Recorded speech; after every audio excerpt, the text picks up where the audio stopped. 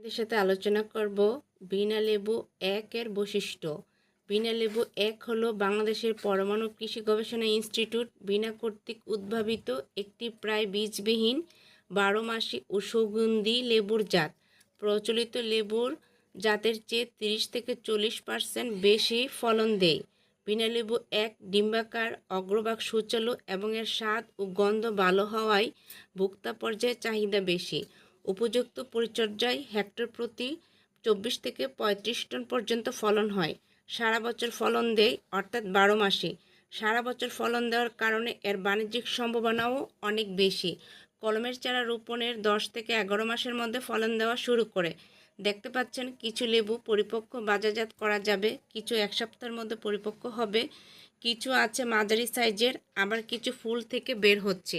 বাজার ধরার জন্য বিনা লেবু ১ একটি সম্ভাবনাময় জাত। কৃষক বিনা লেবু ১ চাষ করে আর্থিকভাবে লাভবান হতে পারেন।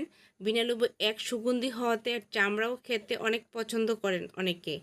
উন্নত জাত ও সারা বছর অর্থাৎ ১২ মাসি হওয়াতে বাড়িতে বা ছাদে চাষ করতে পারি, এতে নিজের পারিবারিক চাহিদা পূরণ হবে। এবং দেখতে কিন্তু লেবুটা খুব সুন্দর, আর ফলন দেখেন মাশাআল্লাহ অনেক ভালো হচ্ছে। ছোট ফুল থেকে বের হচ্ছে, মাঝারি বড় সব মিলিয়ে কিন্তু সারা বছর।